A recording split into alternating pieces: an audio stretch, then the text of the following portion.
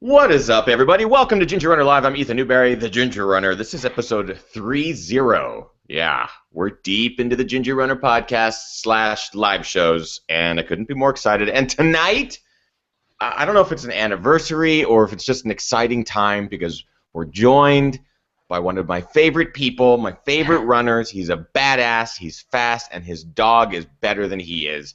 Welcome back, Chris Vargo. Hey, buddy. Good to be back on. Yeah, finally. Jeez.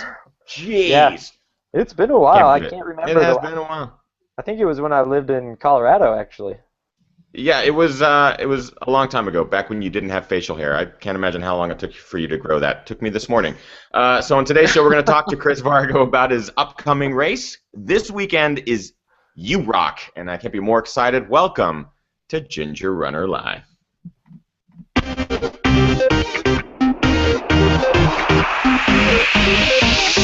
Ginger Runner.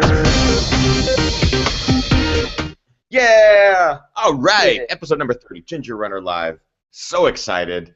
So Chris, what have you been up to? I am joined by Mr. Vargo. Chris, what's your middle name? I almost called you like Chris Aloysius Vargo. No, that's not it. That is not it. Okay, I was wrong. James. I'm joined by Chris James Vargo, the man of tonight's hour. He's an incredible runner. Team Nike has been up to no good for the last few months since he's last been on Ginger Runner Live. Chris, tell us, what have you been up to? I know you've won races, and we've talked about you, but we haven't had you back on the show. Yeah, I guess I haven't raced since Cayuga 50. In New York. Out in Ithaca, New York, the U.S. 50-mile trail champs, and I won that. Yeah, no big deal. But I haven't run since. No big deal. Or I haven't raced since then. That would be bad if you haven't run since then. I've been running a lot. I've been running really well, actually. Yeah, I was gonna run Speed Goat, but I had to drop from that too. I had after pacing Alex Varner at Western States, I started to get this adductor pain, groin pain, and it just got worse and worse. And can you point to where your adductors are? Because some of us might not know. Yeah, but I got it worked on a lot, and started doing a lot of strength training with Alicia, and that helped a ton. Took a tiny bit of time off, a couple of super easy weeks, and then just started ramping back up. Got a couple Grand Canyon runs in, and trying to get up a little bit higher here in Flagstaff. Just gearing up for UROC. First 100K.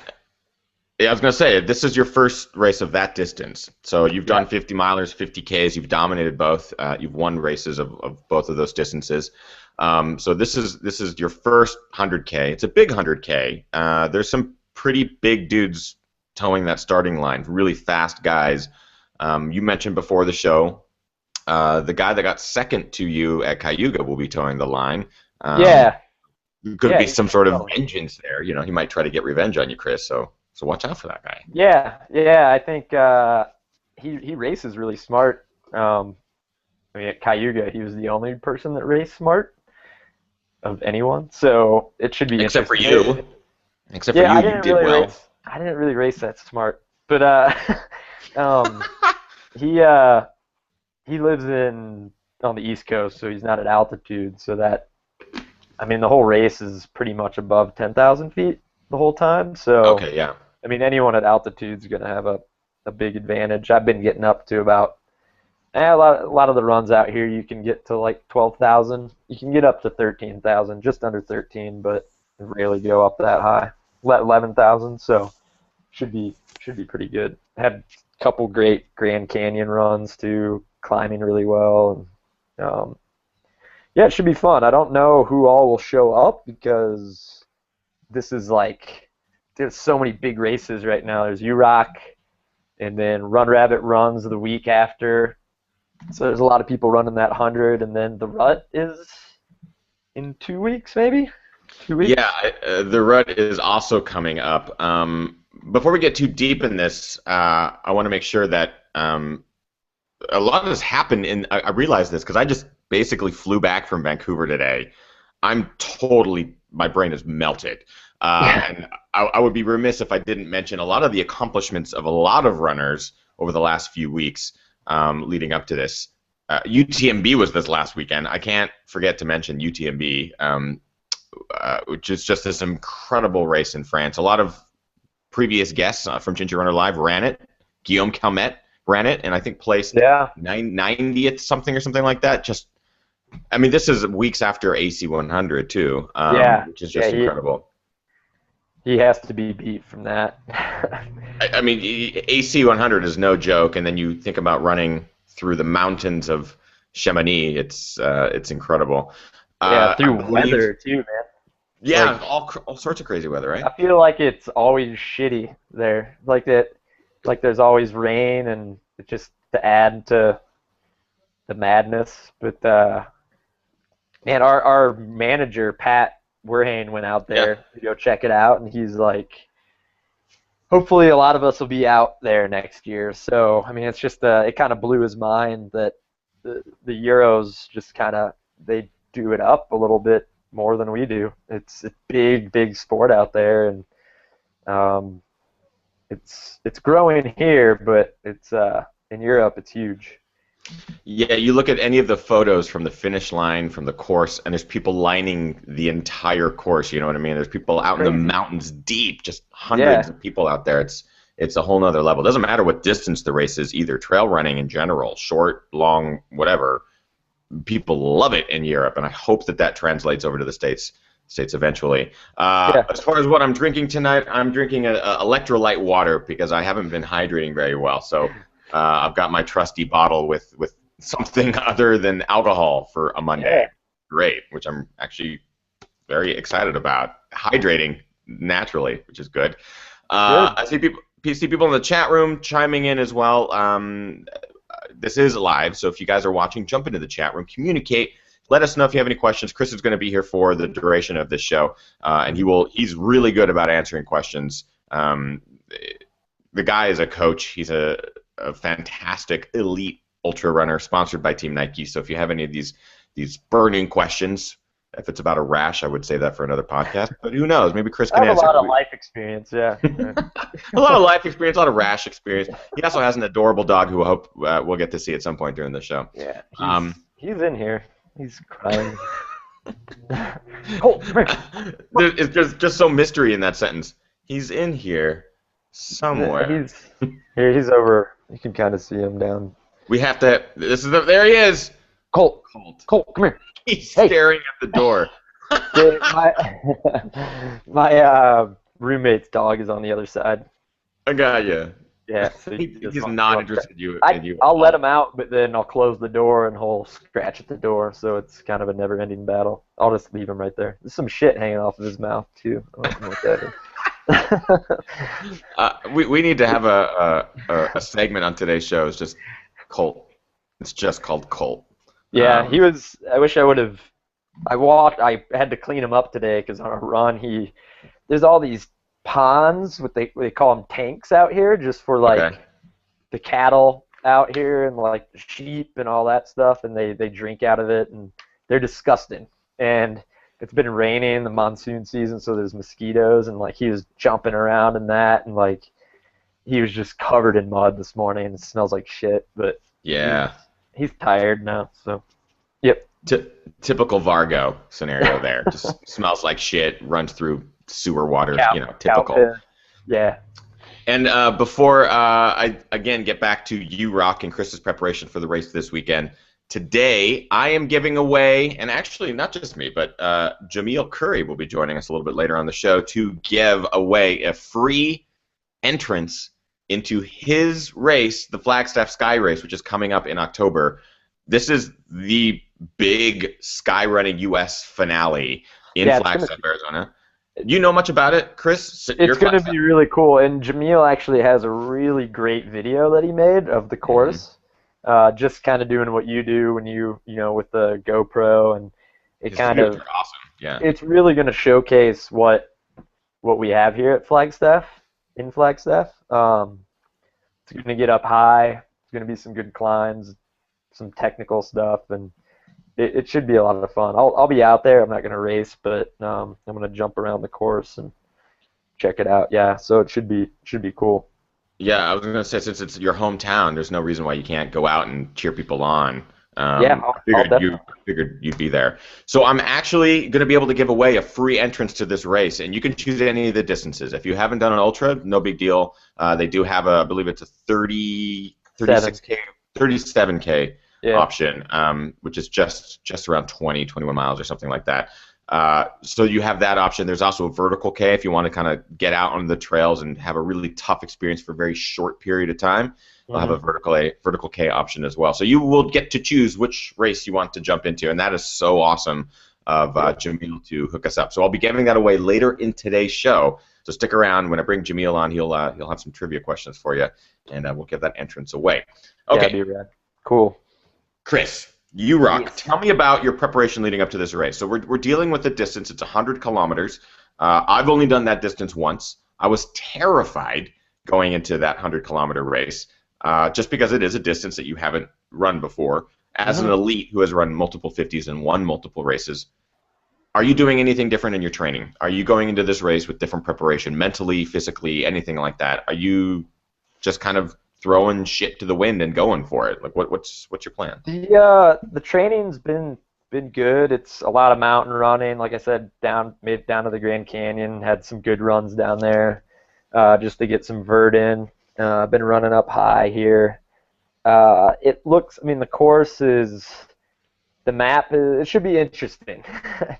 There's not a ton of vert in it. I think there's 10,000 feet in the 100K, which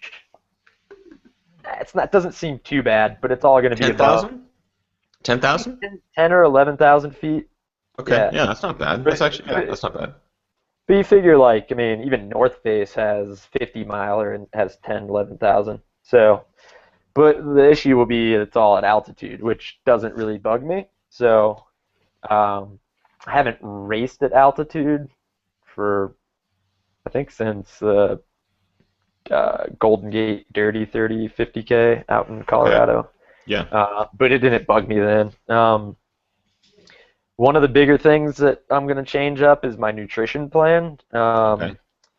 Alicia and I have been trying to, actually we're going to meet tonight and try and get everything dialed in, but try and get more calories in. I think that's one of the biggest issues that I've had in my races is that I just kind of slowly stop eating as I go along, and then it's not good. I think that's been my limiting factor. The strength is all there, and I just need to eat. And it's going to be a long race, so my plan is to eat honey stinger waffles just because they're really easy to eat earlier on, and I'm going to try and get. Alicia thinks I should get like 300 to 350 calories an hour as opposed to the 200 that I've been doing. Wow. Wow. Yeah. Yeah. So that's like half your body weight. It is. Yeah, so we're going to try and dial that in, and it's going to be nice to have her out there with me, too, because she's, no bullshit, and she'll really keep track of everything that's going on and keep me in check. Yeah, for those of you who don't know, Alicia Shea was on Ginger Runner Live earlier episode. She's a nutritionist, knows her food, knows her intake like nobody's business, fully educated on the whole thing. So she was a guest on the show, so you can go back and watch her episode as well. Yeah, she's trying to make me go gluten-free because I fart too much. And shit in the woods too much. Is that picture? There's a picture of you recently where your head is popping up over some ferns. I'm assuming that's you taking shit in the woods. I wasn't taking shit, though. I just made her. So the whole thing with that is that I don't know if you've seen the picture, there's these, what are they called? Black Eye Susan. They're like small yellow flowers. But they in the late summer, early fall, they just blow up out here. And there's this great shot of this meadow, and then you have the San Francisco peaks in the background. And like I really wanted to just have a picture of my head popping out, and she thought it was stupid. And it is stupid. So we were on a hike up pretty high yesterday, and I was like, "Can you just take the picture of me?" And it took some convincing, but she finally did it. Like, listen, Alicia, I'm a douche. Take a douche picture of me. I go, it'll get 300 likes on Instagram. That's all we're going for at this point. Is just likes. Yeah. We just need likes. Get a bunch of We need them likes. Yeah. Speaking of likes, in the chat room, we have a comment from Matthew Bradford. How hot is Chris Vargo? And he answers his own question by saying, answer, so hot. Yeah, Matt Bradford's one of my good buddies I grew up with in Bloomington. The dude is hilarious. You would get along with him really well. He's an incredible dude. One of those guys that's never in a shitty mood, always funny. Just a really great guy. He's down in Austin. I need to go visit you, Matt. I'll get down there to come see you. Yeah, it seems like we'll get in. We get along just fine because we're both hilarious, and also we both think you're so hot. Yeah, it's perfect. I don't know. There was another good question in here. What is the longest that you and Colt have run with each other? Like, what's the longest run that you and Colt have done? 25 miles is the longest we've ever done. That was in the winter when I was in Colorado. Okay. Damn. He's got If some it's paws warm. for miles. Yeah, 25 miles. I saw Stephanie Howe took her dog for 28 miles the other day, so she's got a pretty badass lab. But yeah, 25, and it was cold out. Plenty of streams for him to drink out of, but here there's really not much water except that cow piss water. I love that cow piss water. Yeah, and he drinks it and throws it up. It's always nice. But yeah, that's the lot. Today we did just an easy 9 miles. The other day I did 12, 13 with him, but it's warm right now, so I really don't push him too hard. Yeah, don't push him. I don't want to. If he died under my supervision, I'd be pretty. I mean, if he died anyway, I'd be distraught. But yeah. So I've heard stories of people, their dogs dying, overheating, and they'll run until they die too. That's a cool thing, but also a bad thing. So let's move on from that topic. Yeah, Jesus Christ. Yeah. Man, way to take us to that already. He just had his birthday the other day too, so he's 4 now. So he's still a puppy. So let's celebrate his life. Let's continue to He's- celebrate his life and happiness as a good running dog, Chris. Exactly. Well, that's why I'm careful with them. I'm just preaching to the people that are running with their dogs. Good. You got to be That's good. careful. That's really smart. So back to UROC. For those of you who don't know what UROC is, it's the Ultra Race of Champions. Last week I was like, what is it? Ultra Run of Cereal? I obviously didn't know what the hell I was talking about. Ultra Race of Champions. I remember last year being glued to my computer during this race because we had like Rob Krar, Dakota. We had the big names of ultra running at the time just ripping it. Rob Krar won last year. Yeah. With a pretty epic finish. Mm-hmm. Passing Sage Canada, I believe, pretty late in the game too. Killian Jornet had a really rough day because there were segments of the race that were run on road, and I remember that being a big drama that day. It was like Killian didn't want to run the road, so he just stopped running. Just like all this talk about that kind of stuff. Kind of lame. I believe that yeah. It's just like what is happening? Like how you're running? You know you're going to run this race. You should be familiar with the course. Like why would you stop? So I'm imagining that they changed the course this year, and sure enough, the map that I am seeing online, which I'm going to show you here in a second, looks different than what I imagined last year's course looked like. I don't know, but Chris, do you know? Is it different officially? Oh yeah, last year was a point-to-point from Breck to Vale. Did it end in Vale or did it end in Breck? I think it was a point-to-point, wasn't it? Mm-hmm. It went from different towns. Yeah, I know that. So I don't know if it was Pat Warehane's actually in the chat room. Chris, he says, "What's up?" Hey, what's up, man? Tell him I emailed him. Yeah, Pat, I emailed you too. That's not true. I didn't, Uh, but Chris did. yeah, so the course is different. I don't know if it was a permitting issue or I don't know. I don't know if I'm top. going to show them the course because I Yeah, think by looking at it, I am guessing it's a permitting issue because this is what a course looks like when you run out of room to make a course and you just shove it all onto one mountain. hmm, It I can't even fathom what the fuck is going on here. I honestly I don't know. I feel yeah. terrible for you, Chris. This is a local mountain to you. Do you have any idea where you're running? No, and I hope I don't know. We'll see. I know there's a lot of mountain bike trails at Copper, so hopefully there's some good single track to run on. Okay. So I don't know. We'll see. I like that it starts kind of flat in the beginning though to get a little warm up before the climb. Is that what that is? I can't actually tell where the start finish is. Oh, there Yeah, it is. It's it just down by the starts. legend. Yeah, you actually like run along the through the golf course. So I mean, my plan is to just run easy for a while and not get caught up in what everyone else is doing. And so, are you there still? There you Yeah, I'm here. go. Yeah, and just use the climbing and the descending to my advantage. I mean, I've been running well, so I had a really solid week 2 weeks ago. 2 weeks out, I joined up with my roommate is runs for Under Armour, and we actually have another guy staying here, Ryan Vale, who's an Hmm. incredible marathoner, distance guy. I mean, these guys crush like fast workouts, and been running a little bit with them. But I did a nice 20 miler with a group the other day, and my whole plan was to mix up some like good mountainous long runs, and then but do some good flatter long runs. And we ran 20 and finished I guess the last 6 miles were around like 5:50 pace. Um, Jeez. which is not like super fast, but like it was at the end of a 110-mile week for me. It was those guys ran. My roommate ran 145 that week.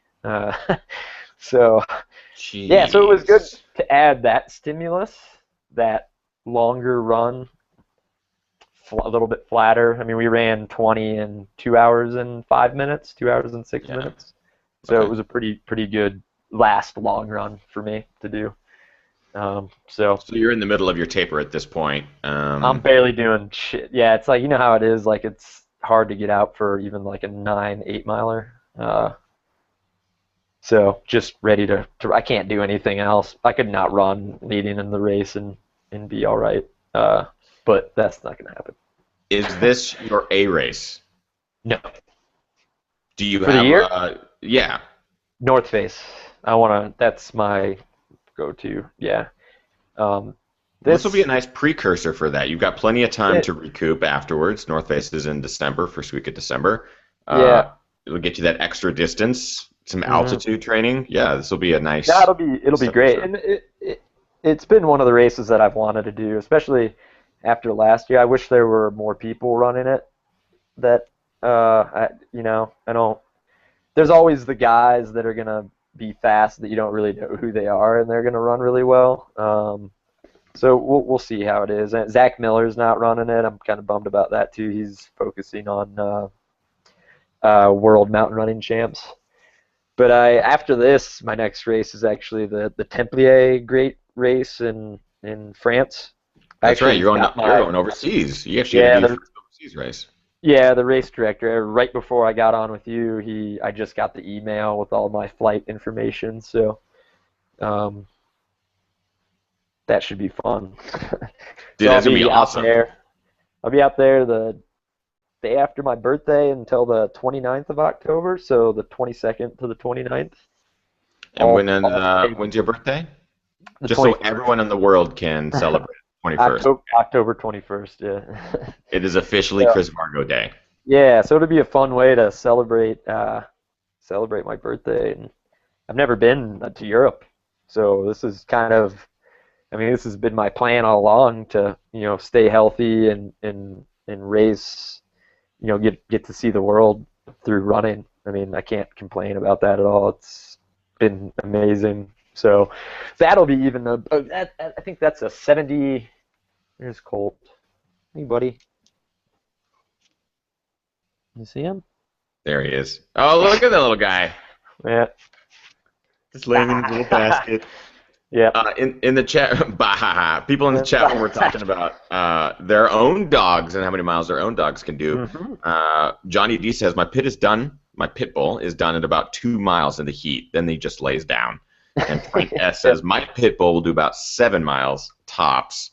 And Joe Chick also says his pit's longest run was 7 miles as well. So it seems like the pits can't go the distance. Joe Chick just had a good run. Whoa. He was at Squamish. Squamish, yeah, he did pretty well there. Joe Chick was at Squamish. He did great. He, for those of you who don't know, Joseph Chick is a friend of mine that lives in Ashland, Oregon, and ran the Squamish 50K last year. He was actually in my 50-mile video that I did for Squamish last year, and he races a bunch in the Northwest area as well as doing hundreds and stuff all around. But he did the 50-miler this year, wanted to go back for Squademption. He called it Redemption with Squamish Squademption, and he totally did it, accomplished it. That course, you just can't predict what's going to happen on that course because it's so gnarly. I want to race it bad. Dude, you got to. Next year, you have to. Yeah, I would have raced it if they didn't change UROC. But I mean, Gary's such a cool guy too, and the pictures, like whoever the photographer was, took some pretty rad pictures. The guy this year was amazing. Those pictures, I could scroll through every album and just be like, this is the best photo I've ever, this is the best photo. Yeah, it was cool. God. It's not like some dude out there that just bought a new camera and they're all of a sudden a photographer, like he made it pretty cool. My brother's actually going to be out. I got him a media pass for UROC, so he'll be out on the course taking photos too. So that's awesome. He's legit. I mean, yeah, he's actually like a professional photographer. Yeah, right? he's a head photographer for Sports Authority. So. Oh, no big deal. Yeah, he knows his shit. I was actually going to recommend you already have the little Canon camera. You should bring that with you to Europe and make some videos. I know. I was actually thinking about that the other day. I had started messing around with that some more, and I definitely. It's such a cool little camera. It's just for a little handheld. It's fun. I mean, honestly, I would love for you to film little bits, and we can show them on the show or something. Talk to you when you get back, and because since this is your first time going to Europe, how cool would it be to take these moments that you're experiencing and remember them for yourself for years to come? Like it's going to be kind of cool to see that through your eyes. So I encourage you to do that. If only I'd really like to. Yeah. So I need to learn a little bit more about. I can get the footage and then take the footage, and one of you guys can help me put it together. Yeah, no problem there. That's easy. Yeah, it'll be fun. So I think it's me, Sage Canaday, Matt Flaherty's going out, which will be fun too. He's one of my good buddies from back home.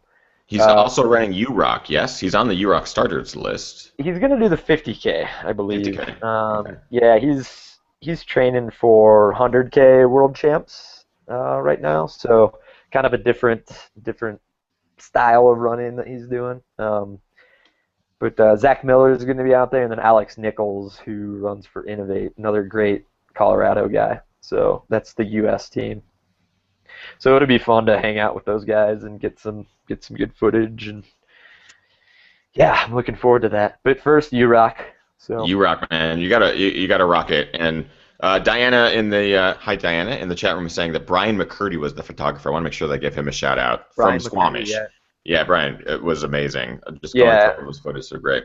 You know how sometimes it's boring as hell to look at people's photos like that. Those are actually really fun to look at other people racing. It was like, that's pretty cool. And there's some photos where you can see the people at the start line or crossing the start line, and then you see them at the finish line, and you can see how haggard and ragged they are. Right, the course just tears you up. It just tears you up. Yeah, it looks fun. So the start list for UROC includes some names you might be more familiar with. Chris, you might know who might not be starting, because this is the list that they have featured on their website with some pretty big names. Cassie Scallon, She's uh, running. Mm-hmm. she is good. Yeah, she's Yep. incredibly fast. Yep. It says Sally McRae on there, but I'm pretty sure we both know that Sally will not be running it, even though it Right. says that Man, she she's is. she's made that known. Yeah. She's made that I'm pretty known. excited for Dave, her to run Rabbit Run too. me too. She needs some Run Rabbit Run redemption. Yep. She needs to go back there and tear that place up. Yeah, for sure. Dave Mackey, Michael Dave. Wardian, I don't think Wardian's running because he just ran UTMB. But you never know. It's and then Michael also Wardian. just ran the Squamish 50-50. Yeah, and I think he's on the 100K team too. But I would doubt that he's running it. But again, it's Wardian, so you He never know. races almost every weekend, it seems like, right? Yeah, it's pretty crazy. There's no way I could do that. I want to get him on the show just to ask him, how do you recover? Like, what do you do the night of a race that allows you to wake up the next morning and race? He's renowned for it. He did this Squamish 50-50 and won that. Yep. A week later did UTMB, and then is now technically signed up for UROC. He may not run it, who knows? But he's a really, really sweet dude, so he may even just go. He seems like the type of guy that would even just be there. Yeah, for sure. Yeah, Matt Flaherty, we already talked about him. Jordan Whitlock, Avery Collins, Travis Macy, Shannon Price, some big names. So I'm really excited to follow along with this. And I think Avery. I actually got a run-in with Avery. He's a cool younger guy. He's living in Steamboat right now. He made a decision to he's an Indiana boy. And he just made the decision like, hey, if I want to run in the mountains. So he just picked up and moved out, which is cool. So I believe he's signed up for Run Rabbit Run too. So it's probably a game day decision for him. Super cool guy though, very, very friendly.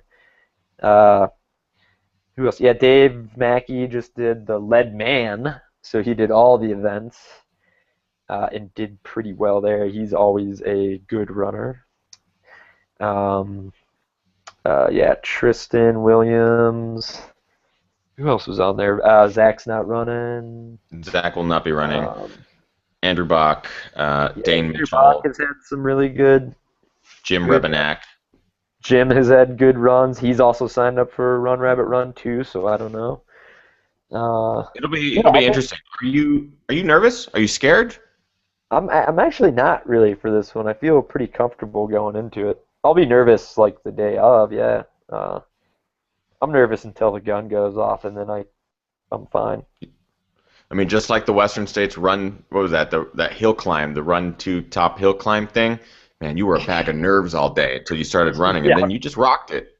Right. You rocked that 4.5-mile run, dude. You that killed thing, it. yeah. I think I had the fastest time on it. I'm sure you did. I'm sure you did. You were racing amongst like 13-year-olds, so I'm sure you were really, really fast. No, you were actually racing. Ryan Gelfi and my teammate for Gelfi sure. and Mario Mendoza. What's your gear choice for this weekend? That's always a question that never gets asked. I always forget to ask it. You talked about nutrition. You're going to try to go for 400 calories or something per hour. 350, yeah. Or 350 to 400. But what is it? What will that comprise of for you? Maybe later in the race. And what gear are you wearing? Goos. I really like goo. I like goo and V Fuel, but goo I think does better. I like a little bit of caffeine too. I really like those. What are they? The salted Yetis or whatever. The caramel goos. Love those salted caramels. Those are good. Yep. Yeah. So depending on how I'm feeling, yeah. So those and then honey stingers probably earlier in the race, and then I probably won't really eat much solid food later. And I like to drink Coke later on too. It's funny. I was just hanging out with Rob Krar. One of our friends had a little barbecue for him, just to celebrate both of his victories at Western and Leadville, and sat down with him for about an hour probably, and we were just talking about his nutrition during Leadville, and he never drinks Coke during races, and like he recovered really quick after, and I'm like, well, what did he do? He can't figure it out. Like, what did I do different, you know? And there was points where he would get to aid stations and he had 2 water bottles and he would have them fill both water bottles up with Coke. So he was running with 2 20-ounce bottles of Coke. And he puts them in his waistband, but was just crushing those, and he said it made him feel great. That's So, incredible. And that's actually yeah, funny so he because was like, Adam well, Campbell did the same thing at Squamish. He did the exact same thing at Squamish. yeah, and it like clicked with him when we were sitting there, and he was like, well, I drank a bunch of Coke and ate a bunch of watermelon. So I don't know if that helped, but for a dude that's like, he's so dialed on everything that he does. I mean, he has everything down, and you know, sometimes things just change up, and he didn't feel that great during that race and trudged through, which is scary to me that he felt like shit during that race and has the second fastest time at Leadville. And I think he knows that that's scary too. Like, are you saying scary in the sense that what if he felt good that day? Yeah, Or, yeah. yeah. What if he just, if anyone can break Matt Carpenter's record, it's Rob for sure. And I don't think anyone will touch him at Run Rabbit Run. But again, you never know. And he, Colt's up on the bed. Yeah. He's going to take over. He's going to take over the whole interview. Now Luna's in here too, so his little girlfriend. Yeah, so gear, I'm going to run in the Kiger, probably the Kiger 2 that just came out, which is really nice. It has a nice new upper to it. I feel like it runs a little bit longer than the previous version. I don't know if have you worn it yet? Yeah, I've worn it a little bit. I didn't wear it at Squamish. I wore it on some trails, some recovery runs, so I haven't gotten a full feel for it. But Yeah. yeah, it's a little bit different. I love it. I still love the Kiger Yeah, 2. it's nice. I actually like the Wild Horse too a lot too. So, but I'll run in the Kiger. Just that's what I've always raced in. So, I'm This gonna is actually a bring. great question that just popped up in the chat room. Before it zooms away, I want to make sure that I ask you, did anyone lose any Strava CRs in the Great Krar Massacre this weekend? Because Krar he basically uploaded all of his Strava data. I lost 8, I think. You got 'Cause Krar. I had some Lake Sonoma course records, like on some of the climbs, but they were on the back end, I think. So he ran really well on the back end this year, and he uploaded that, and then he uploaded his Grand Canyon FKT, which like I guess he said that he got flagged a bunch. Like people were flagging him, like, you were on a bike. And it's like, dude, it's fucking Rob Carr, man. Like he. And who would ride a bike down Kaibab? Nah, you can't. I mean, you can't. It's illegal too, but yeah, I thought that was pretty funny. But it was cool. It's cool that he's getting involved with that. Just kind of see what he does, and he's pretty secretive about his. I mean, he's not secretive about it. He'll tell you what he does, but he's just kind of a loner, likes to run alone, and that's fine. Yeah, I mean, I think this weekend is an indication of kind of how he might be a numbers guy. He might like to crunch the numbers and kind of look at his stats, but he might not do it every single day. Like most people that upload to Strava do it once a day or once every 4 or 5 days. They'll just kind of upload their data for the week. Mm-hmm. He uploaded data this weekend from 2012. He has kept it, but he's just going to upload it all. Like, because the training back then doesn't necessarily matter for his current training, so it's not like it's going to influence other elites who are trying to analyze what Krar is doing. So he's doing what he's doing. It's pretty funny to see it on Twitter and Facebook. People are like, "Oh shit, I got 15 emails from all these records that he's posted up." But I think it's cool that he's a nice guy. I don't think he likes a ton of attention, and that's fine. He's kind of like the opposite of me. I kind of put myself out there a little more than he does, but he's starting to do a little more of that, and that's fun to see. But it was fun to hang out with him and kind of pick his brain, and he's a good dude. Yeah, he's reached out a couple times and said that he likes the show, and I am all about, hey, why don't you jump on. I'd love to have you on an episode. I'd probably geek fangirl out for an hour, but if you're cool He's with that. Yeah, he's fun to talk to. I mean, how some people like when you're hanging out with them, you don't always want to talk about running, so it's fun to talk about other stuff too. But they Like did chicks, running. chicks. Yeah, yeah. Did running times. Did a little like autograph meet and greet session with him too here in Flagstaff, and I mean there were a bunch of people that showed up, and he's really good at answering people's questions, and like someone asked them, they're like, yeah, so Michael Aish said that you don't really talk when you race. And like Alicia and I started laughing because he just doesn't, that's his thing. And he's dialed in and he doesn't need to talk to anyone. So it was funny that someone presented that question to him. But and you have a couple clingers that like kept asking him questions over and over, like, oh shit, we're going to be here for 2 hours. So, but The it was fanboys, yeah. he's very knowledgeable when it comes to training, and yeah, he doesn't really hide it if someone asks him a question. So he'd be great to have on the show. It'd be fun. Yeah, and actually that brought up an interesting question I've been meaning to ask you anyways, about the Grand Canyon. Mm-hmm. So the news came out recently that the Grand Canyon will be instigating permits, and I believe it's group permits. How do you feel about that, and do you think it'll influence anyone just wanting to show up and do a rim-to-rim-to-rim or a rim-to-rim, FKTs? I mean, So I desperately want to do rim-to-rim-to-rim, and now I'm like, do I have to pay $156 to do it? no, I think it's something that's probably always kind of been a law, or not a law or rule that if you're gonna have a group, I think it's if you have a group that you're making money off of. So if you're capitalizing off this group and you're taking 20 people down there, yeah, you should probably have a permit. There should be some sort of regulation for shit like that. Because I've run up on groups of 20, and it's kind of a pain in the ass. It's almost harder than the mule trains, Okay. and so it's not going to affect us in any way. If you want to go run in the Grand Canyon, go run in the Grand Canyon. So they haven't done that yet. Hopefully, it makes the Park Service realize that they need to update some of the shit down in the canyon.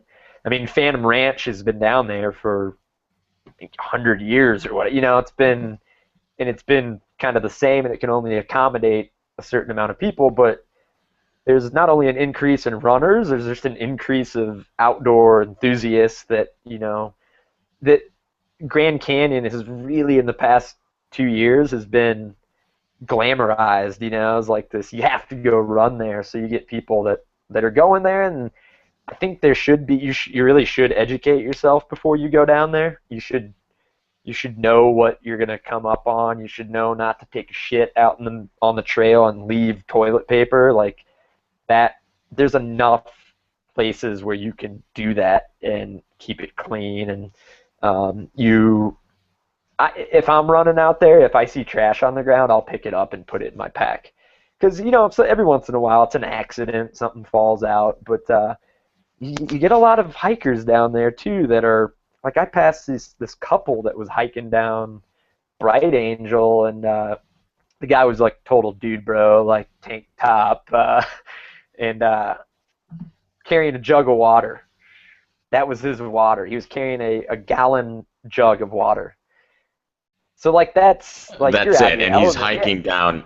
Yeah, and sure, it's fun and games hiking down, but you gotta get back out, and it's a 6,000 plus foot climb, and it's not easy, no matter who you are. So yeah, you need to Not educate even yourself on that. remotely. It's hard. It's so hard. No matter how fast or slow you go, it's always pretty brutal. But Bright Angel's nice because there's a couple water stops on it. But yeah, you just have to be familiar. You have to realize that if you don't really respect that place, you're gonna get helicoptered out of there, and no one wants to have to do that shit. So, and I've learned that, I mean, you run up on people, and if you say like, "Hey, coming up on your left," they always jump to their left. So it's it's best not to give someone an actual direction to go, because that quick they don't know which way to go. So you just have to warn people when you come up on them. And honestly, 90% of the people cheer you on when you're running.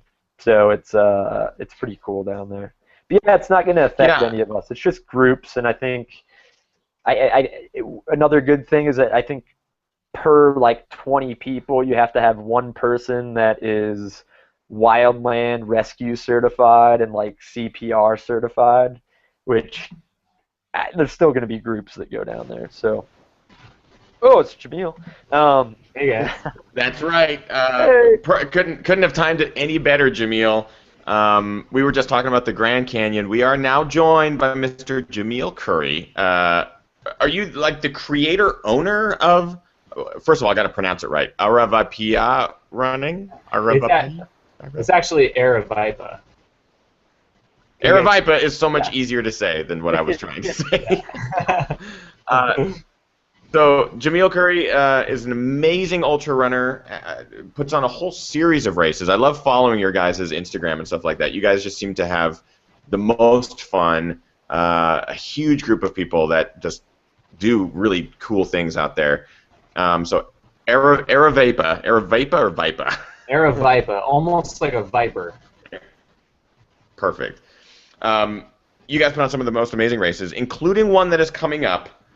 Chris and I were talking about it a little bit earlier because Chris is also a Flagstaff. Have you guys ever officially met? No. Nope. Chris Vargo? Jamil Curry? We tried, and it didn't quite line up, you know. I've been going back and forth between Arizona and Colorado a bunch this summer. So we didn't connect. Yeah. We'll probably meet at Flagstaff Endurance Run. Hey, you there? Yeah, I'm here. Yeah. Yeah. So if you need help, any volunteers, I'll help you out. Absolutely, that'd be awesome. Yeah. Where'd Ethan go? Good question. We lost Ethan. You got a trendy bedroom back there, man. Some trendy, what's going on? Yeah, that's actually That's sorry. Ethan. Yeah, sorry guys. Did you guys? We were lost. I'm so sorry. I have no idea what happened, but luckily we're all back. I'm assuming we're all back. Yep. We're here. I can see you guys. I can hear you guys fine. Okay, good. Yeah. So sorry. I didn't touch anything. Nothing happened. It just was like, I'm sorry. Your show has been disconnected. I was like, what? No, what? Okay, so I see you guys. I'm going to be really curious to see what the chat room says in like 30 seconds as we get back up and rolling. Jamil, you can see and hear me? Yes, I can. Chris, you can see and hear me? Yeah. Yep. And Chris and Jamil, you both can see and hear each other. Okay, great. Yes. It seems like there might be a bit of a delay, but we'll deal with it no matter what. So you put on some great races, Jamil. Tell us a bit about this, the Flagstaff Sky Race. Yeah, so it's a race that's kind of been evolving. We had the Flagstaff endurance runs the last 2 years in Flagstaff. We had a 50K and a 50 mile, and this year Ian Sharman, who directs this U.S. Skyrunner series, asked me to bring a race on board, and I thought, what better than Flagstaff for skyrunning? So we've modified the course. It's now shorter, but steeper, more climbing, and it's point to point. So we're finishing at the Arizona Snow Bowl. It's one of the oldest ski resorts around in Arizona. Yes, we have snow in Arizona. Some people think it's just desert, but it's we're gonna be climbing up the ski lift, going up and down the ski runs at the end of the race. It's gonna be an ass kicker. It's definitely gonna be worthy of the title of skyrunning, I think. I love it. It looks like a legendary course. Just if you guys don't know, Jamil also does these incredible GoPro videos. He did Hard Rock. He did some really incredible videos at Hard Rock following Timothy Olsen and a bunch of the other runners. Basically anywhere epic that you can run in the mountains, Jamil has either done it before or filmed it, and it's all up on his YouTube channel as well. And he did a full race recap video where he kind of ran parts of the course. I can't even picture that being Arizona. Like in my mind, that it's just too beautiful. In my mind, I'm like, Arizona is so much more deserty and wide open spaces and hot. But you were in like alpine territory and water fields and snow. Like it just was gorgeous, gorgeous, gorgeous, gorgeous. So you'll have a variety of races that we're going to give away one free entry, but there is a variety of races in case someone maybe isn't ready for the full ultra version. You want to talk about the different types of races? Yeah, absolutely. So, I mean, skyrunning in general, there's kind of 3 categories. There's the ultra, which is, anything longer than a marathon. There's the sky category, and we have it's going to be 37 to 39. I have to check my GPS tracks. 37 to 39K, somewhere in there. And then a vertical K is on Sunday, so you can actually run both if you want to. We're also going to do a couple other shorter races on Sunday as well, just right at the ski resort. Awesome. Awesome. So we're actually going to do this right now. We're going to give away a free entry into the Flagstaff Sky Race. Jamil already has a question lined up. It's a pretty tough question. It's going to involve some internet scouring. But the answer is out there. He has confirmed it with me that the answer is in fact out there. So if you guys want to get a free entry into this race, it's totally worth it. Just looking at the photos and the video alone are totally worth it. Jamil, ask the question. We'll probably have to buffer for some period of time to make sure that people can actually search it out and find it. When you find the answer, be the first person in the chat room of this live stream to give us, I believe it's a 2-part answer, and I'll have Jamil ask the question and then explain it. But just be the first person in the chat room, and we'll make sure to get your contact info afterwards. So, Jamil, the floor is yours. Sure. Okay, so here's the question. What is the name of the Run Steep, Get High athlete that is leading the U.S. Skyrunner Ultra Series, and how many points does he currently have? Good question. So Run Steep, Get High. I got my Jamil Curry shirt right here, and even have the Run Steep, Get High hat. Love this thing. It's awesome. So there's a team of runners. There's a Run Steep, Get High team. There is, yeah. We've got a few athletes that are kind of focusing on the U.S. Skyrunner Series this year. So we've got well, if I say the team members, it might give people a little bit of a clue. So we'll talk about that in a minute. But yeah, so I don't know. A little bit about Run Steep, Get High is kind of a you didn't just straight up ask the question, but it's just kind of a way of life or a something that describes the kind of running I like to do. I like to climb high mountains and run really steep terrain. So just something fun, and that's also the YouTube channel that Ethan was talking about. Videos are on over there. So. Yeah, it's all one word, right? It's all it's youtube.com/runsteepgethigh. Yeah. Yes, exactly. So what's your video setup? Because I know that every time I watch your videos, I'm like, oh, I feel like he's using the same pole that I use, or that kind of thing. As someone who does the video side of things, I'm totally curious about your tech setup. Are you going like new cool equipment, or are you old school, like tying it to a stick? Oh, I did ask you what you were using. Yeah, like the mountain hobo style or something. I'm using like, I think it's the SP Gadgets pole. I think that's the one you recommended, and just the standard housing on the GoPro. And I think it was my 3rd video, and I'm pretty new to this stuff.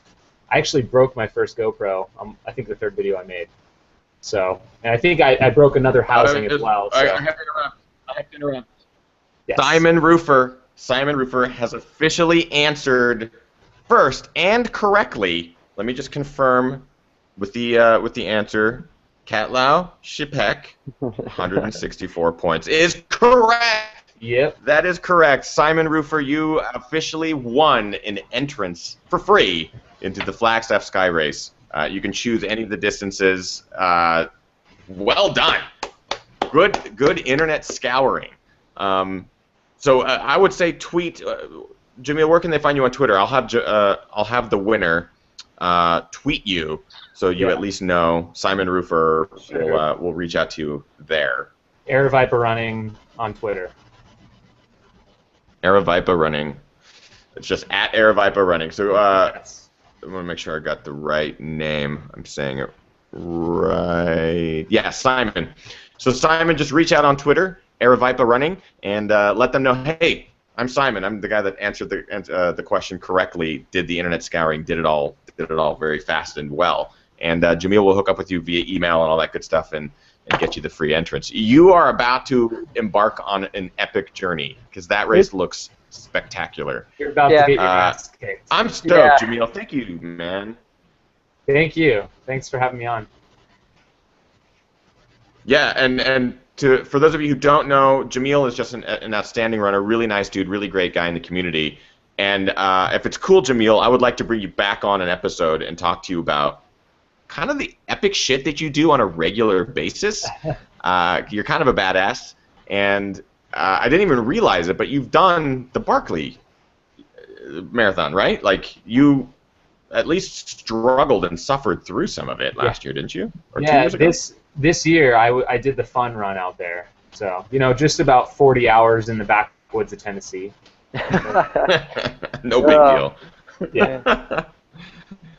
Well, I can't wait, man. I appreciate you coming on and giving away an amazing race entrance through Air Viper Running. So please go follow them on Twitter. Let Jamil know that he's a badass. And we'll get him on a show, I promise you, in a couple weeks. We'll make sure that he gets on an episode. We can talk to him all about his films, all about what it's like to run with some of the best in the world and across the globe, and some of the hardest races around. So thanks, Jamil. Appreciate you stopping by, buddy. All right. Thanks, Ian. See you guys. Bye, man. Bye. See ya. All right. I don't want to delete him forever from Ginger Runner. I have to figure out how to eject. There he goes.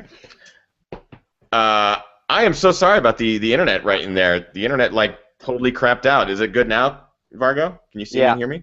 Yep. What is this? What is this? What is going on here? This is Luna. I leave 1 second to talk to Jamil, and all of a sudden you're getting molested by a dog. She's a sweetie. Now they're both up on the bed. All right. All right, give us a little dog porn. Give us a little dog porn, and then we'll let you do your shout-outs too. And those are legs. Those are veiny legs. There's Luna. There's Colt. There's Chris's underwear. Yeah. There's Chris's dirty socks. Beauty's naked. Maybe some people might agree with you. I don't know if I do. We'll keep the clothes on at least this episode. So for those of you who might be tuning in a little bit late, we gave away a free race entry to the Flagstaff Sky Race. We've been joined by Mr. Chris Vargo, talking to us all about the UROC race, which is coming up this week, telling us a bit about his strategy, but not giving away too much. His goal is to win it, I'm assuming. Yeah. I hope he does. The prize purse is pretty damn big. What's the prize purse on this race? It's $5,000 for the win. I don't know what the payout. I think they pay 4 deep. So it's pretty hefty. Not bad. $5,000. Okay. That is not bad at all. I know you just got a new truck, and the new truck needs some new wheels. So let's get Chris that $5,000. Let's get Chris that 5 Gs. Just need to pay it off. Well, that'll help. $5,000 will help. Yeah. I've missed you terribly, so I'm so glad that you could pop back onto a show. And anytime you want to pop back on, you are more than welcome. We would be a terrible crew if we didn't allow you to do just the tip. I have to be totally honest. Oh man, it's one of those that you can. It doesn't even matter at this point. You're on the show. That alone is just a tip. But people have been dying for this every single week. It's an old segment that we used to do with Vargo when he wasn't busy traveling and winning races and all that good stuff. Here it is, just the tip. It's Chris Vargo. Just the tip with Chris Vargo. That's me. You haven't been able to use that for a while. No, I'm actually gonna play it again too, because it, it really is that good, and I want to play it again because it's just too good. Just the tip with Chris Vargo. That's me. That's great. All right, Chris Vargo, what is your tip today? It could be anything that we already talked about. Like we talked about a bunch of stuff. Like don't run the Grand Canyon with a gallon of water. A gallon jug, yeah. Just a gallon jug, yeah. You can if you want. I think one of the biggest things that's going to be different for me for this race that I haven't really done before, I haven't taken more gear than I probably need. So with the weather at UROC, it could rain, it could snow up high. I'm bringing like 5 jackets, 5 long sleeves, a bunch of gloves, other shoes, and I probably won't need it at all, but that is something new that I'm going to be doing just because I know something's probably going to happen, and I don't want weather to be the factor in my race. So I say be over-prepared for any race that you do, whether that's a shit ton of nutrition or a bunch of gear. So you never know. I mean, you can run thousands and thousands of miles in a pair of shoes, and then something never happens to them, and then something could happen during the race. And I don't want that to be the factor. I'm going to bring like 5 water bottles just in case one breaks. I've never really had that happen to me, but I don't want it to happen in this race. So be over-prepared. Check 2 bags on the flight. But I'm driving my truck out, so I can bring all sorts of shit. So that's a benefit for sure in this particular case for you. Yeah, I mean, I'm just going to load up, yeah. And Nike just came out with all their new trail line of clothing. So I'll bring some new jackets out and stuff like that. So and the new Kiger shorts look mad. They look good. With yeah, all the pockets. They're cool. I mean, I run in like shorty shorts, but I could probably run in these. They're nice material, great pocket placement, and it'd be a great race day short or just long run short. So yeah, it would clash with my Nike uniform though. Oh, see, yeah, that's where you got to draw the line. Can't be clashing, and that's another just tip. We can save that for a future episode. Yeah, it's always that's actually a good tip, and I'll piggyback on that and totally agree with you. There have been so many races where I'll show up and I have bags of nutrition. I'm like, I'm not going to eat all this shit. Like, why did I bring carrots? I brought a bag of carrots. Like, I'm not gonna fucking eat that. Yeah. The thing is you want to be over-prepared because you don't know. You don't know what could happen. And bringing the extra gear, bringing the extra jackets, smart. I mean, especially for this one, you don't know what the weather's going to be like. It could be nasty. It could be great. Have everything. Yeah. Pay to have that extra bag check. So. Yeah, we're going to really take after, like Alicia helped Rob at Leadville, and one of the things that he really likes is that he just has a big towel and just everything is laid out on it. Stuff that you probably never even need to touch, but you can look down, you can see it, you can see what you want, and you can grab it. I usually have people just kind of hand me stuff, but sometimes that's too chaotic, and so it'd be easier to look down. Hey, I need a jacket right now. Grabbing that. Food, different food. So I'm gonna do that as well. So again, I'm gonna have a bunch of friends out there because two of my friends are getting married on Friday in Vail. So a lot of them will be out to help too. So that should be fun. Well done. Nice. Yeah. Love it. And that, my friends, is just the tip. Just the tip with Chris Vargo. That's me. Yeah. Yeah. All right. So I have to thank Chris Vargo, man. I appreciate you taking the time tonight to hang out with us. If you have a couple minutes, maybe stick around on the post show. I know that there's been questions going by for you.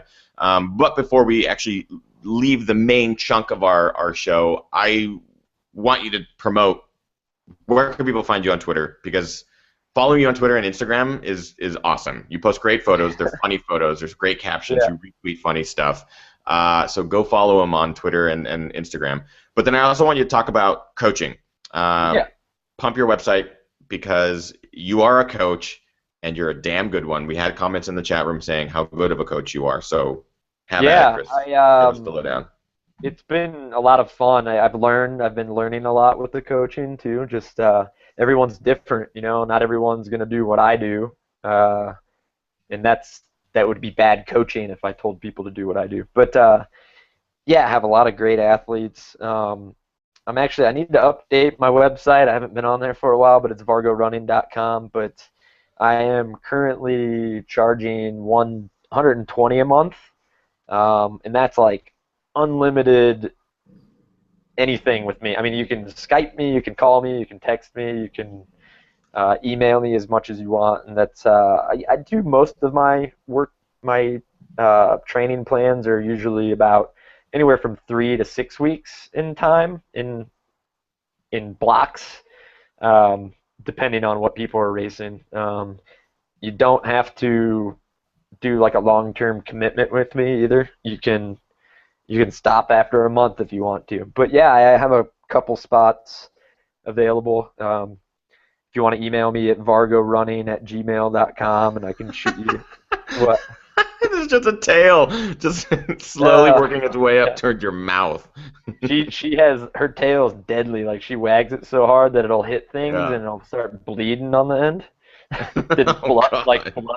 Blood gets splattered on the wall. Yeah, it's her tail. So if you're looking for a coach, or you are running on your own and you don't have a coach, maybe you think I don't need one. Chris is offering. This is a really good deal. $120 gives you all access to Chris Vargo. I mean, yeah. What more could you want except all access to Chris Vargo? And if he's doing a plan that's 3 to 6 weeks out, do a month. Do a month with him, see if it works for you, and see if a coach works. I'm right now in that section where I'm like, I need a coach. You start racing to this extent where your body is being worn out, and a coach is there to help make that not happen, or to at least get your full potential. Yeah, and I've actually found that, I mean, you get, the more that you put into it, the more you're going to get from me. So I really tell, like, some people feel like they're bothering me, but I'm like, hey, if you have questions or you were tired on this run, you have to tell me so that I can be a better coach. So the more you bug me, the better it's going to be. Some people just do everything that I say, and they've been running really well, and that's fine.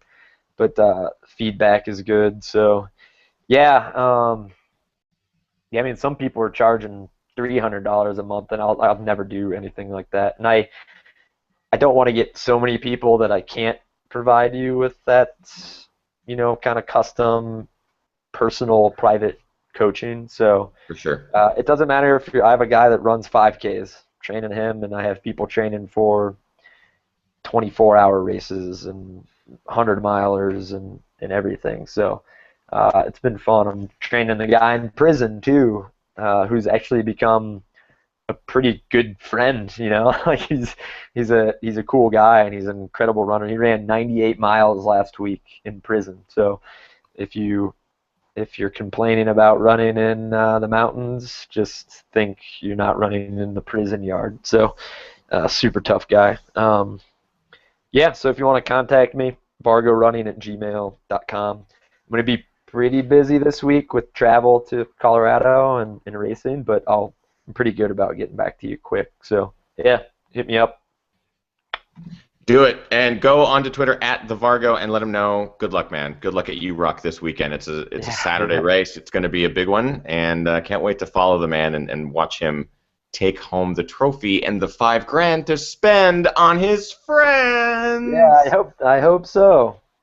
Yeah. So that's it for today's show. Episode number 30 is in the bag. We are in the triple digits. Nope, that's not accurate. Nope, we're in the 2 digits, but in the 30s. That's what a terrible way to end the show. Yeah, awesome. That was not very good. Not very good.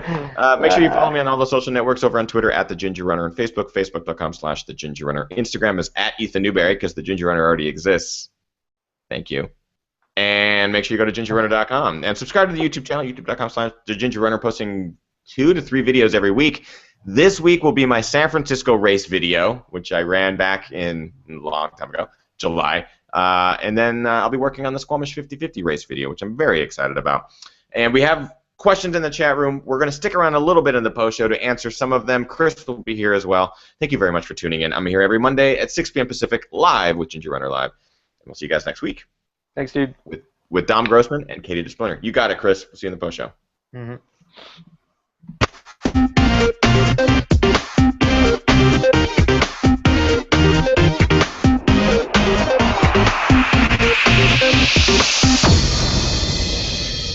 Yay! Awesome, dude. Nice. I appreciate it. Thank you, Chris. Yeah, for sure. It's always fun. So I'm going to kind of scroll through the chat room. Did you have it open at all, Chris? Were you able to see any of the questions? No, I clicked it off. It was kind of bogging down my connection. I'm wondering if that's what happened. I don't know what did it look like on your end when my internet went crazy? It just went off. It just said that you left the room. And then Jamil and I were sitting there and it was like, no direction. Where do we go? What do we do? Hey, what's up, buddy? Yeah, on my end it just went black. Like my whole the Google Hangout window just went black, and it said chat disconnected. I was like, wait, what? I have perfect internet. Like, was it Wayne's World when they put Garth and only Garth on, and he like freaks out? You know? Hey, yeah, that's exactly how. I'd like to get at nah.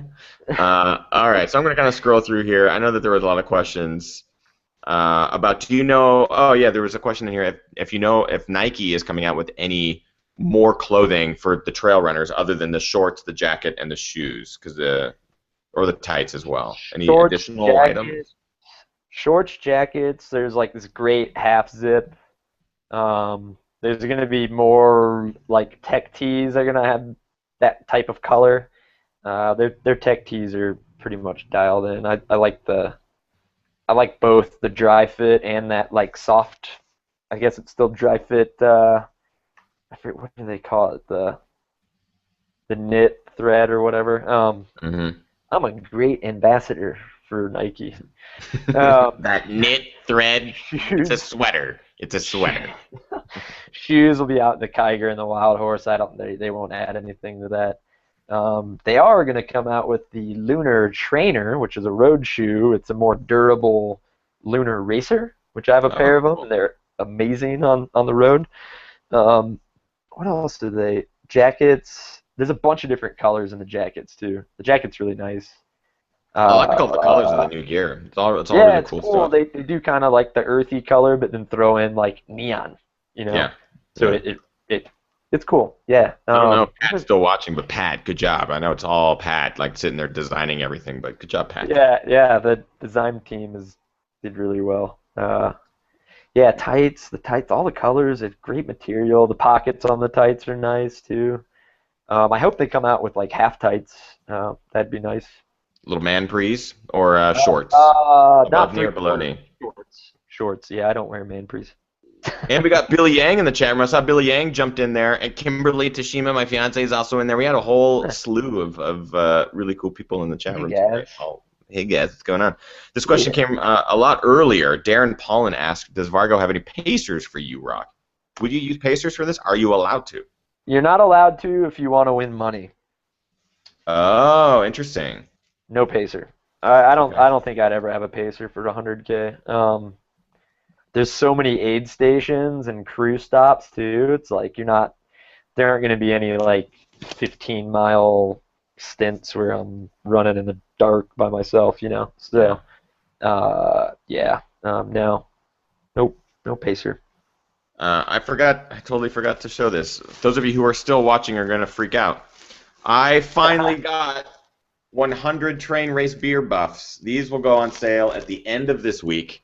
I will do more promotion of that when that will go live, because I have a very strong suspicion that they will sell out by the end of the day. I mean, I don't know how long it will take to sell out.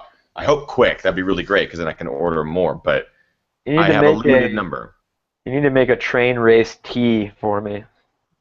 Well, dude, I actually took you into consideration, and many people like you. I have a lot of sober followers and people who have decided to completely omit alcohol, and I respect it, and I totally understand. So I kind of tried to make an option for you guys, but I also understand that it's just not even remotely going to be an option. But on one side, it's it's obviously train, race, beer, but then the other, it's train hard, race harder, party hardest. So there's no like mention of alcohol. Not that I really care anyway, but yeah, those Yeah. are awesome. That's a Yeah, great but design. Those are cool. if you're promoting being sober and being clean and how long have you been sober, Chris? How sober am I? 100% sober. It'll be 3 years in December. That's so awesome, man. Yeah. So the last thing I want to do is create a product that not everyone can enjoy, and also for people who have worked as hard as you have, like just can't even think about enjoying it. But if you fold it down, you can basically pick which side you want showing. Yeah, those are cool. Yeah, so that's an option. Yeah, I dig it. I dig it. So let's see. Chris, what was the longest you ran with Colt? I think you already mentioned that. 25. Chris is a great coach. His training plans have been very helpful in getting me fit. I highly recommend if he has openings. That's from John Onate. Yeah, he's a great guy. Yeah. Onate. Yep. How hot is John- Chris Vargo? This is also Matthew Bradford. Yeah. How hot is Chris Vargo? Answer, so hot. Oh, the question, I totally missed this one. What is the tattoo? They were asking about the tattoo. It says Vidrazet. It's Czech for like hold out, endure. I mean, it could be a bunch of different things. So it was kind of when I got sober, kind of a reminder for that to kind of hold out on the bad shit that was ruining my life, but also as a race standpoint, kind of stand up and really you can keep going hard and hold out and endure through whatever it is that you're enduring through. So kind of a shitty tattoo, but a lot of meaning. And I'd like to get a bunch more stuff. I just don't know what I'm gonna get. So yeah. You got to get full sleeves. check. You got to go full sleeves. Like Joe Chick, man.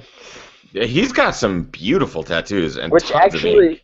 actually looked really cool in those pictures too, in the Squamish pictures. One of the best race photos from last year was him suffering, going through some real pain and suffering at the top of it's a mountain called Mountain of Phlegm. He basically got to the top of this mountain, it's a big exposed top, and just like to keep from heaving, just crouches on the ground and is like doing this pose. And the photographer happened to be up there and it's just like snap, snap, snap. Yeah. And all you see are those colorful tattoos. It's a beautiful photo. Yeah. And that was used across social media and stuff like that. It was great. Sure. So you got to get full sleeves, man. The one that you met that drove you up to Squamish last year? Yes. Him and his girlfriend or Yes. fiance or yeah. Yeah. So we met for the first time. I mean, that's what's cool about the running community and the ultra running community specifically is we had never met, but we met on social media, right? And yeah. We both knew that we were both going up to Squamish. I needed a ride and was like, "Hey Joe, can I hitch a ride?" And he's like, "Absolutely." We're driving through Seattle. Jump in. And I made a joke about it in that video. If you go back and watch, it's like I was afraid they're going to eat my skin. I don't know who these people are. I don't know what they're going to do. They're the nicest. Yeah, really cool. Awesome. And then we've been friends ever since. So it's been great. So I'm just kind of scrolling back here through for questions. When you go to Europe, Chris, people are mentioning do not forget to renew your passport. Yeah, I've got that all dialed in. Yep, it actually expires like 3 or 4 weeks after I get back. So yeah, we're good on that. Oh, good. Okay, yeah, because sometimes I've had it. You have to renew it in like 24 hours, and it just costs hundreds and hundreds of dollars, and that's terrible. Yeah, I'm good on that. Thank you, though. Yeah, a lot of people talking about Jamil's races and the Javelina 100. Have you ever thought about running 100, Chris? I think I've talked to you about this before, and maybe even on the show, but has that changed since you paced at Western, paced Varner at Western? Yeah, absolutely. I mean, Western States is, what I'd like to be my first. Definitely. Yeah, I'd like to dive into it. And I mean, I think after North Face, I'm going to really start focusing on Western, hoping that I obviously get in. So I'm going to definitely focus on that. So yeah, pacing Varner was a pretty amazing experience. I don't know if we ever really talked about that. Yeah, just such a good friend and It was interesting seeing someone that I've raced against that can just like nail it whenever he wants to nail it, and seeing him like really in a hurting bad place. And it's kind of weird to see that side of someone. I bet. But it was also very cool, like bonding moment. You know, it was fun. It was I would always help him out if he ever needed anything, and I know he'd help me. If I race next year and he doesn't race, absolutely, he'll be my pacer, without a doubt. Return the favor. Yeah, that's awesome. Yeah, for sure. He's a good guy to have around. Yeah. And he's awesome. I wish we actually lived closer to each other. It'd be fun to run with. But, yeah, you joked about getting him on the show tonight, and I was like, actually, I would love to get Alex on the show. We only had him on briefly when it was him, Zach Miller, you, and Sally talking about, I think it was like Sonoma or something like that. But now I've gotten to know him much better, hanging out with him in Squamish for very briefly, and then San Francisco at the marathon. And he's a funny dude. Yeah, funny dude. Funny dude. And that guy puts down mimosas like a girl. Like, that guy can drop them. Yeah. Yeah. Nice. He loves those mimosas. Hey, come on. Dad, we are done. Dad, we are done. All the college kids are back in town, and they all have their long boards and shit, and they skateboard down the street, and the dogs did not like the dude bros. That's actually a really good dude bro impression too, Chris. Dude, I got my longboard and shit. Yeah, just skating to class, man. You know, they hate them. I want to let them out after them and see what they do. You would end up with a dead body on your front lawn. Billy Yang actually asked you, Vargo, did you get to try the simple bottles yet? Are those use those at your races?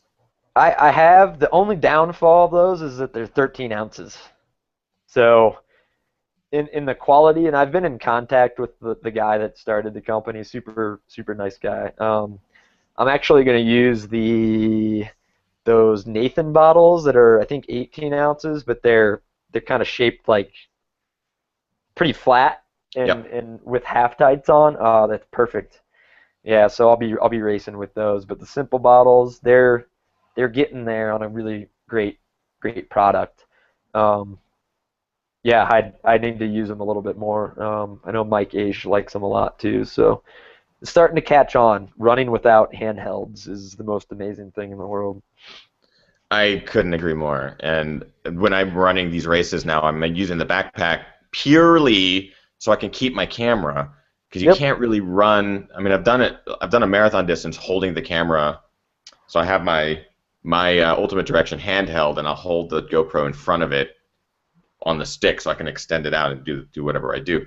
That's so annoying. So whenever I run ultras, I have to put it in the backpack, and I'm like, I wish I just didn't have to use anything.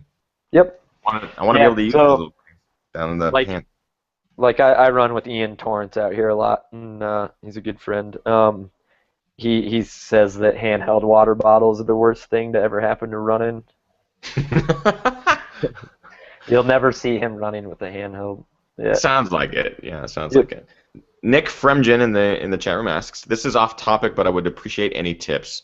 Lately, I haven't been enjoying my runs. I'll go out and run, but I no longer enjoy the experience. Any tips for how to rekindle the love of running? Me too. Like a week before a race, I like running sucks.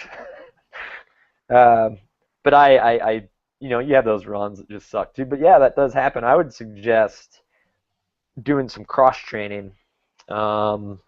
Adding cycling, swimming.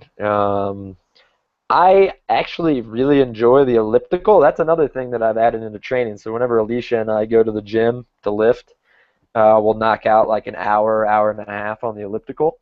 So I was getting anywhere from 4 to 6 hours of training every other day.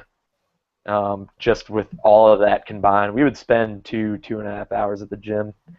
So I would add some of that in there. You could even take a little bit of break, maybe do some hiking, even go to a climbing gym or something like that. You're not, when it starts to become kind of a job and you get sick of it, I think that's a good time to switch it up and do some other things. And sometimes that lasts a week, and then you get back out there and you're fine. Switch your routes up. Drive an hour somewhere to go for a run that you've never been before. Fly somewhere for a weekend and go run. I guarantee if you came out here, you could go on a run, and Flagstaff is stunning. The trails are amazing. Go to Southern California, hit the mountain ranges down there. I mean, there's a number of things you can do to kind of make it more exciting. Set some different goals. Yeah. Billy Yang says, ellipticals blow. Uh, They do. Man, They do. I'll tell you what, like strengthening your hips and your hamstrings, man, you can hammer them too. I mean, Alicia, if you want to see someone hammer an elliptical, Alicia will crush anyone. She lifts more Really? than I do too. Well, she was dealing with injuries, injury after injury, and so she was finding herself using the elliptical a lot, right? I remember reading Man, about that. She was just going for it, hours and hours.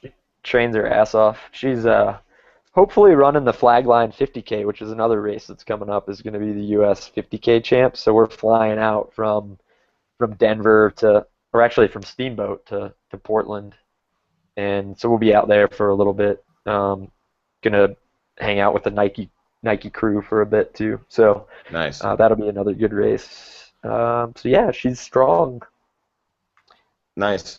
I was gonna also piggyback with your. I was talking to Kim about this before Squamish. I was losing a lot of the love for running. I didn't know what it was. I would get out there and do my training, but it just never felt. It never felt fun, and it was the same thing. It's just you do all this buildup, both anticipation for the race, anxiety for the race, and mileage for the race. You just start building up so much energy, and your body is breaking down at that point, and you're trying to push through, and it just takes its toll. That takes its toll. Now I'm totally rejuvenated again, and I'm like, I can't wait to get back out and start training. Even though you're forced rest. But And I would also say too, like don't be scared to like if you have a certain plan for a week, don't be scared to go away from that. And say you have a 10-mile run scheduled and or a workout, don't be scared to do something else. Do something more enjoyable. If you want to go run just a chill mountain run, go do that. I know sometimes that's hard to do, but yeah, don't be scared to change up the training a little bit. It's not going to kill you. This is a good question. Yeah, I totally agree. It's not going to take anything away from your performance come race day. This is a good question from @614 Trail Runner. How do you typically handle climbing elevation gain during your taper for a race? Do you keep your elevation to a minimum or still hit your regular routes? And I want to dovetail on that as well as asking about speed. Do you find that you take out the tempo runs, take out the fartlek type stuff, or is that even better during taper? Like, do you go easy all the time? One of the things that I learned from Ian is he doesn't call it a taper, he calls it more of a peak, where you do start to bring the mileage down, and it's actually a Jack Daniels philosophy that he got from him too, but who's a genius, and I think I actually do a lot of Jack's stuff for my ultra running athletes. I just add more mountain specific stuff, but Jack says that you don't want to. So like, I'll have some of my athletes do on the Tuesday before their race some sort of up tempo, something or another, just not a lot of it. So you're still going to be running kind of the same pace, but not a ton of it. So like 800 repeats on the track, or if you want to do them on the flat trail, stuff like that. I haven't been doing a ton of speed work because I've been focusing a lot on more bigger mountain runs and climbs. I do take the elevation down a lot. That's why I wanted to do my last run, a flatter run, just to get that stimulus as well. You don't realize that when you run mountains all the time, you lose some of that stride and that feel. So it's good to mix that up. Your long run shouldn't always be high vert long runs, because there are going to be times during a race where you're going to be running flat and you're going to be running fast. But yeah, you start to come down a little bit, and then I like to do strides beforehand. 5 or 6 100-meter strides, maybe the day before, just to keep your legs going. But yeah, as far as vert goes, I drop it down. I mean, last week I only ran 55 miles or something like that, which is a pretty big jump from the 110 that I was doing before. But yeah, so I would take the vert down and then take routes out where you can blow ankles out and shit like that. Yeah, take the technical out. I mean, unless.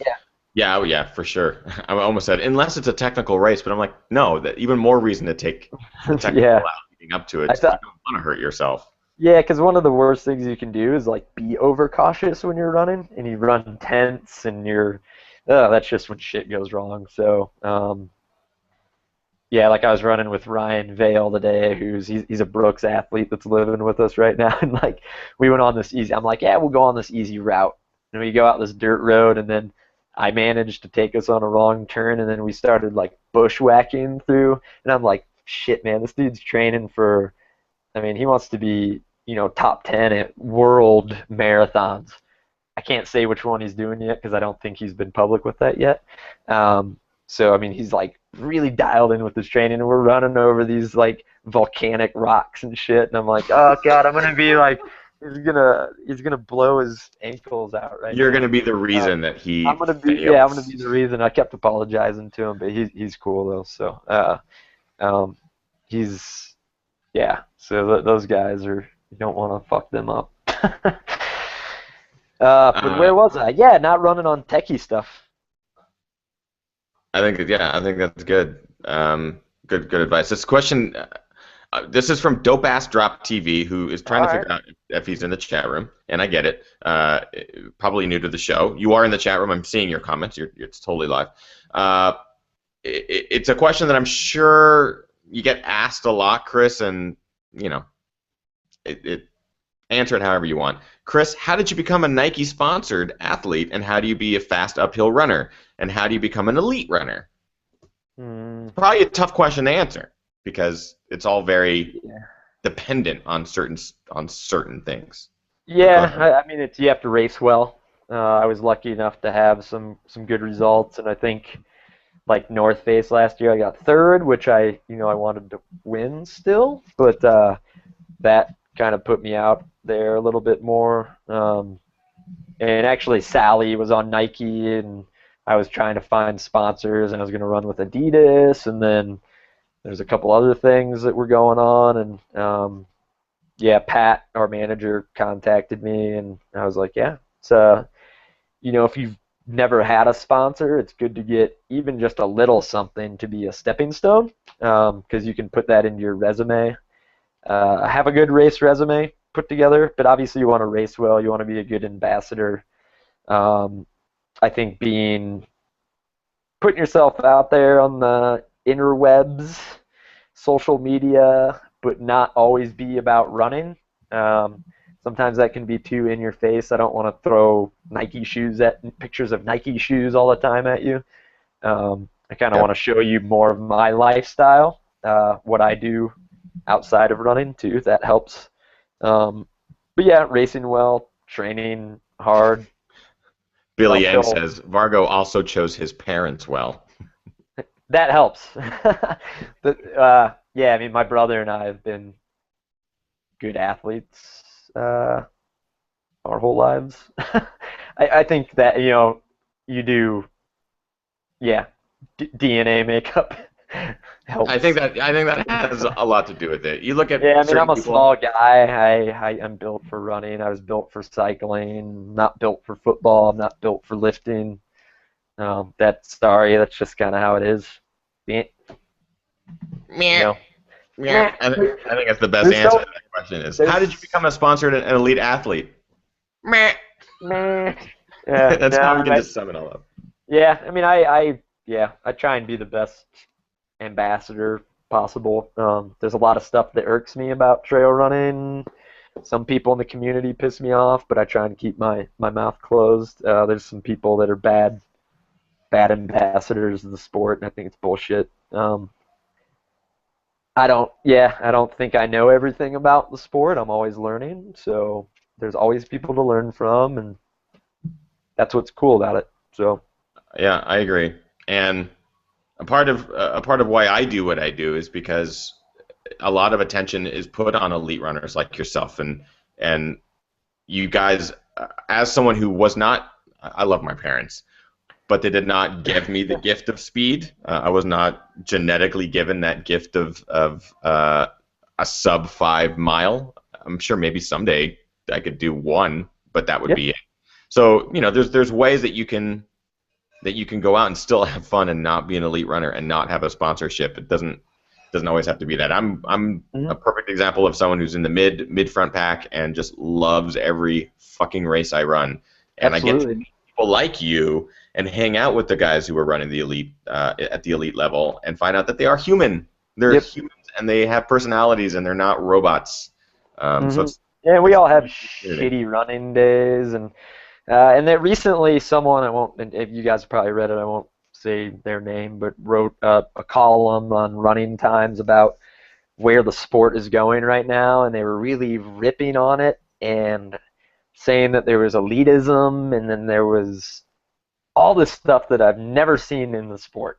I have not once seen it, and it really bugged me because none of us are gonna brush anyone off. If you want to come and hang out with me, I'd rather talk to the dude that got last place than the dude that got, in the top 10.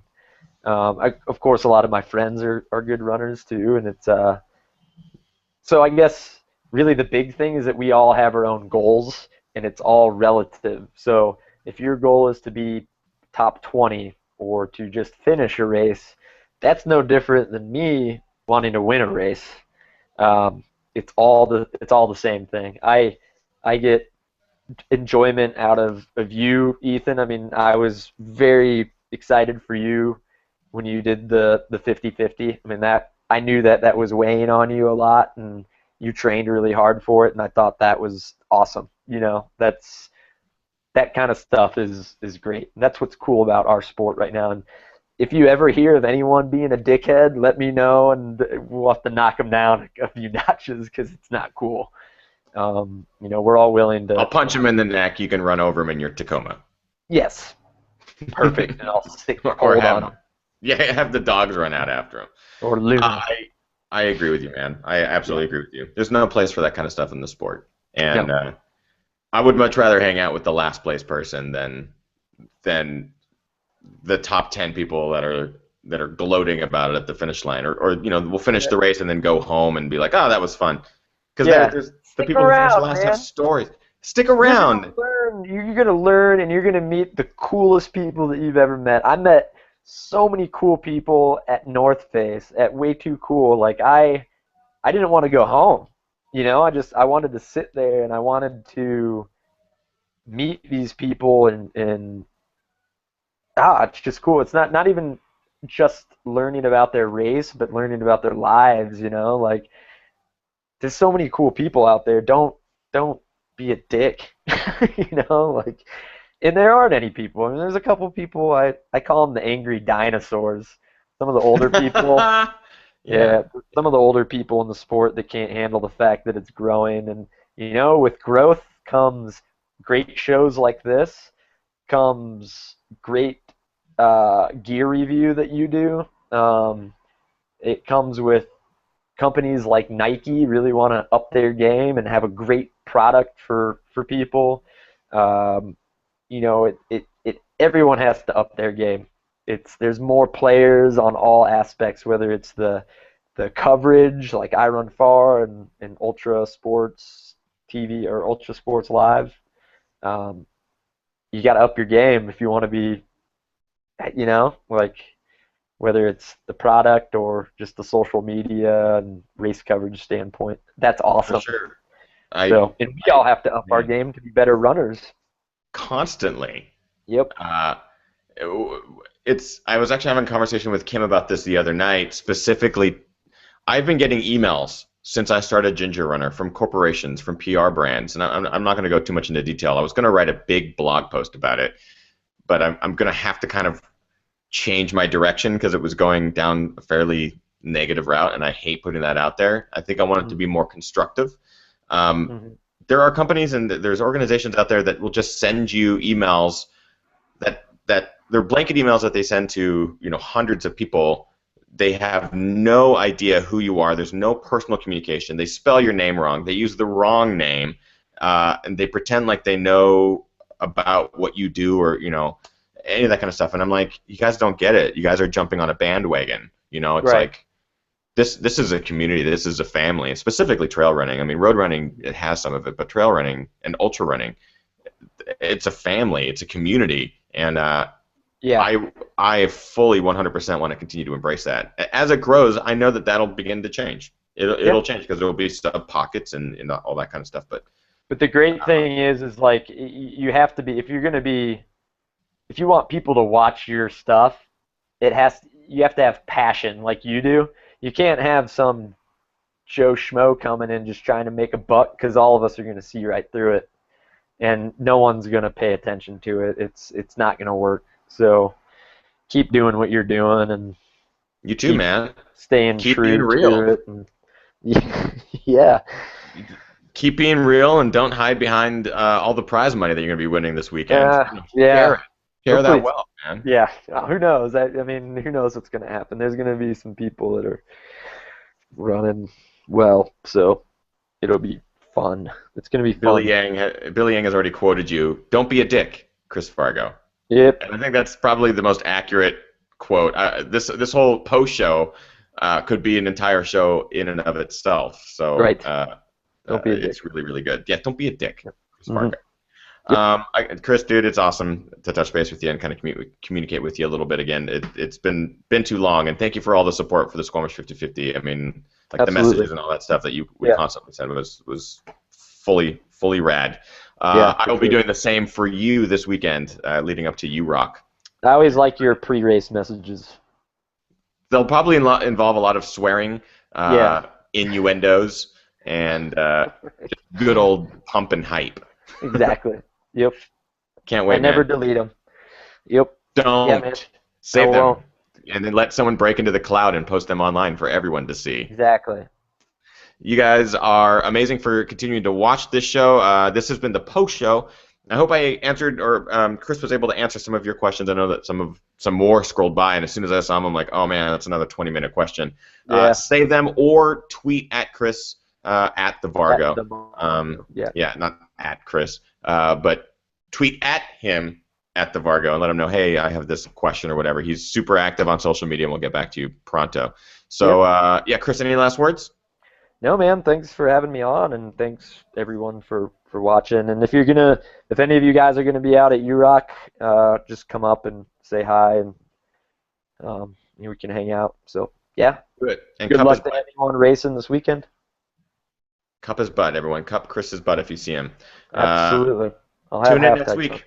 Ooh, hey, all right. Tune in next week, next Monday, 6 p.m. Pacific Standard Time. We have Dominic Grossman and Katie DeSplinter joining me on the show. I'm excited to have. This is a power couple. They're a power couple. They both run incredibly well. They both ran the AC 100 a couple weeks ago. Run races all over. Dom did Western States. I think they're on the East Coast right now. I hope they come back in time for the show. They will. Really, really excited. Friends of mine, local Southern California runners, and we'll get to talk to them about what it's like to be in love and to run together. How adorable is that? And have nicknames. And have adorable nicknames like Panda and Unicorn. Thank you, Chris. Appreciate it, brother. Thanks. All right. And thank you all for watching. We'll see you guys next week on Ginger Runner Live. Bye-bye.